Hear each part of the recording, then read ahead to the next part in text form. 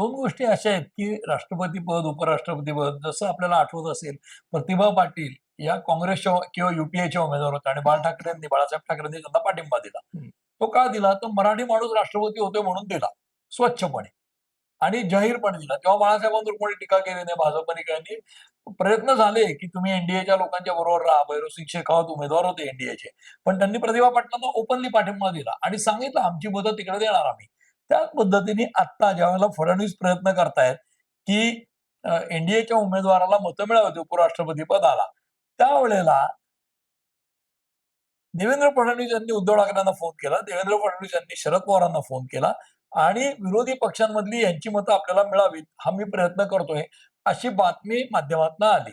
आता ती बातमी आल्यानंतर उद्या जेव्हा निवडणूक होईल, त्यावेळेला जर काही मतं फुटली, तर ती आमची फुटली असा आरोप होऊ नये.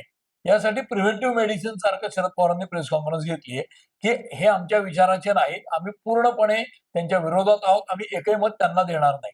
आणि तरी देखील काही लोकांनी जर मतं दिली एनडीएच्या उमेदवाराला, तर मी आधीच स्पष्ट केलं होतं आमची फुटली नाही. बघा यांची फुटली का बघा, काँग्रेसची फुटली का बघा.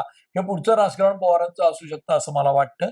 आणि त्या दृष्टीने ही निवडणूक महाराष्ट्राच्या राजकारणात किंवा राजकारणाच्या पटलावर फार मोठे बदल घडवेल अशी नाही.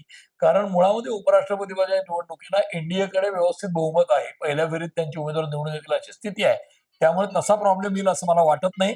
आणि त्यामुळे अ, ही निवडणूक चुरशीची वगैरे होणार नाही.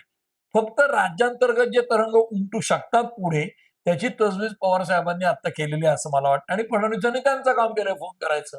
याच्या पलीकडे काही नाही.